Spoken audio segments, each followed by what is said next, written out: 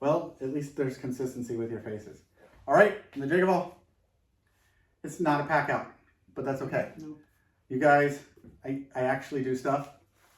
Shop time. I'm in the shop, and we got a whole driveway full of cars with check engine lights. So I got me something fancier.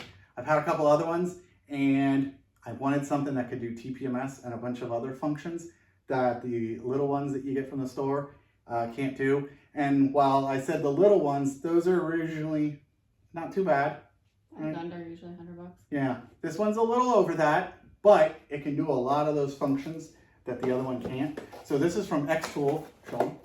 xTool. Okay, and this one is the IP508S, and it says it's the smart diagnostic system. Okay, so first thing about it, it's bigger than those little ones. It's got an over mold of a rubber, like grippy handle, something easy to hold on to. It is a touch screen. It's like an Android tablet inside of here. As far as the ports, the cables come off of it so that you don't have to break them. As far as cables go, show them that one. Look how thick and just boom. All right, so there's your onboard diagnostics port that connects with an RS-232. Oh yeah, you should smile. Okay, it comes with a thick, rigid USB cable. Oh yes, okay, we gotta show this one. Nice and rigid. But that cable is a double-ended. Okay, because this is how you charge it. It's a little brick. Oh yeah, look. Ow. Goes into the USB port. Velcro to bundle up your cables. Okay.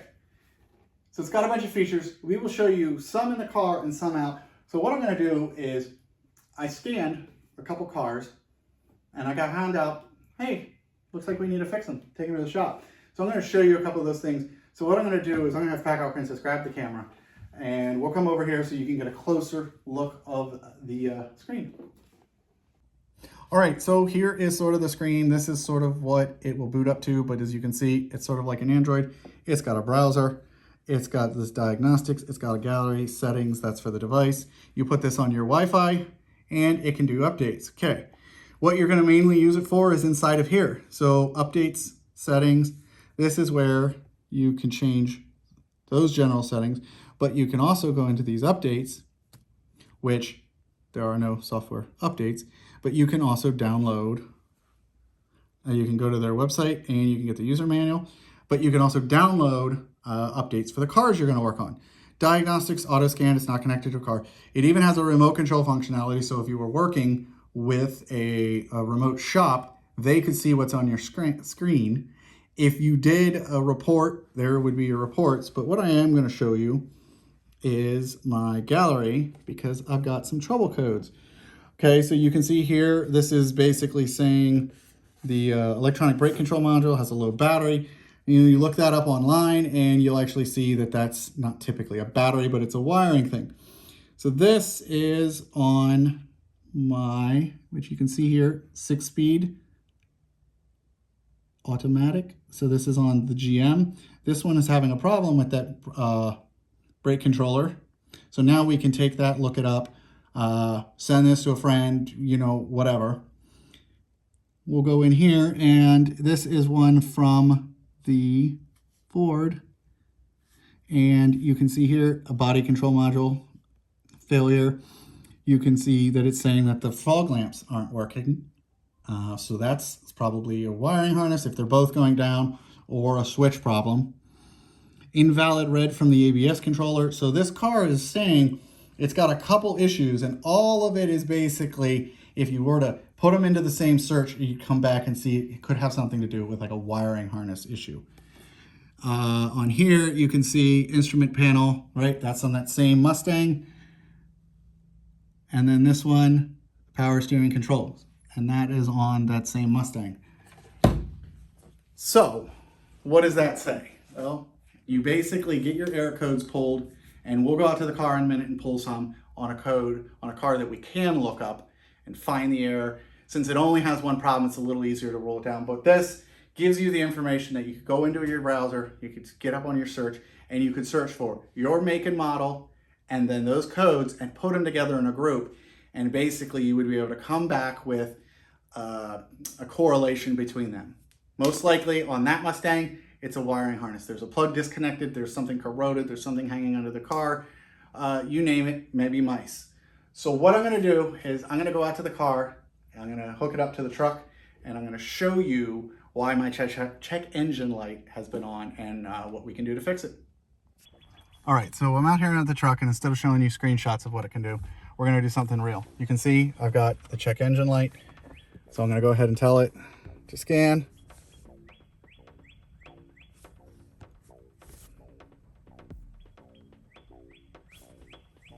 So mine is the 2013.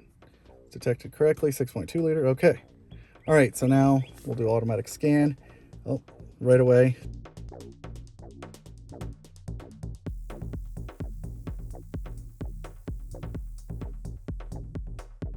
Okay, so now that it's done, we're gonna go ahead and click on these, right? And if you click this diagnose, you can read the trouble code, clear the trouble codes, live data, the car's not going, actuation test, special functions. So on this one, we're gonna read the code. Key on, engine off, on demand self-test, key on, running. So this one we're just gonna retrieve. So these are any frozen codes stuck in the system. Evaporative, okay, so that's something I can show you. We'll look at the other screens and then we'll go around to the engine. So we'll go back and we'll look at this one.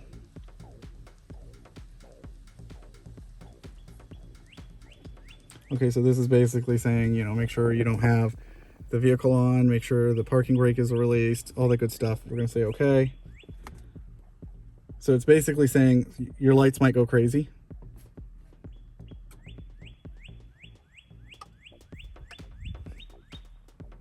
So it's trying out all the functions on the car that the body control module handle, including the horn. Okay. Okay, so this is actually nothing. This is just saying that my hood is open, which my hood is open. So good. All right, so we'll go back and we'll look at the last code, which is driver front seat. Now we actually have been having a problem with this, which is every once in a while a little switch doesn't. So let's see what the code says. Oh, I'm moving.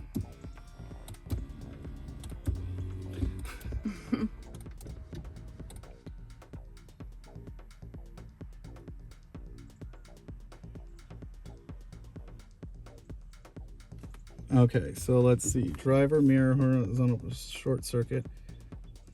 Driver mirror horizontal short circuit. Passenger mirror.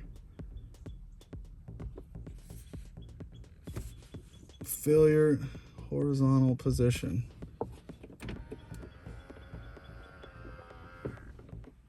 Now I have not noticed any problems.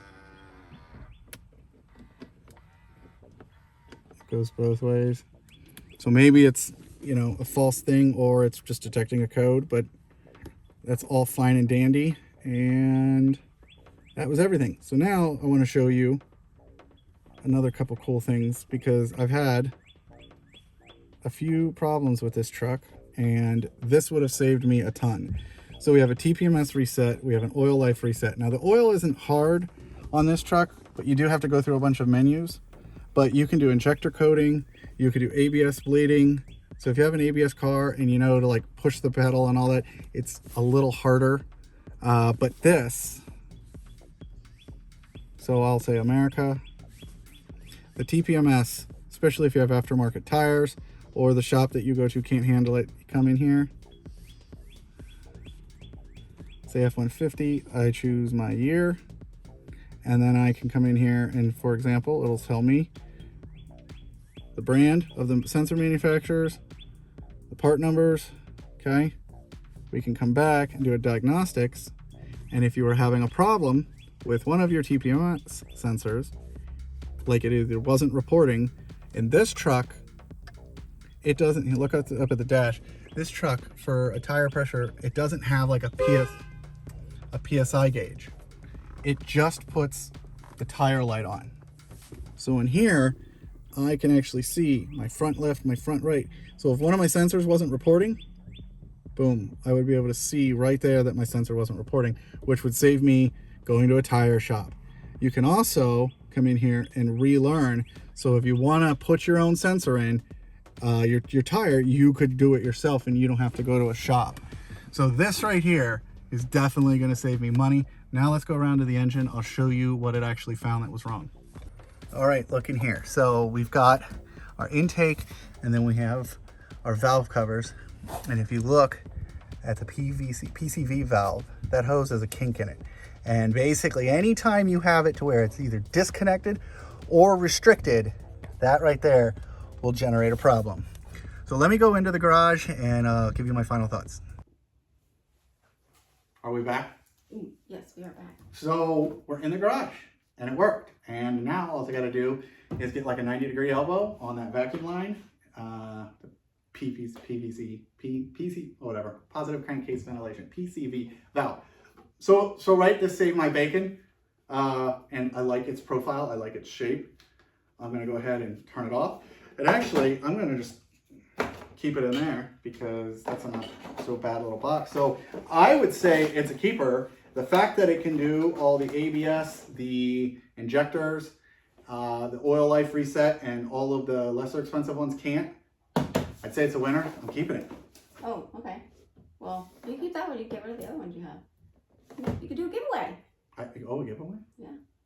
Okay, which? So they in the comments down below can tell us what they would use the scanner for, what kind of vehicle, what kind of problems that maybe they're having, and we'll pick the best comment, and then we can. You'll win one. Yeah. Not this one. No, not that one. This is mine. A different one. But you know, you guys, I like to give back, so yeah. And it's barely used. So it is. Awesome. I like the idea. Comment below what you're going to use it on. And if you want one, which you're going to really want this one, you're not going to want to win one. You're going to check the description because there's going to be a link. Check out the link. You guys have a good one. All right. Bye.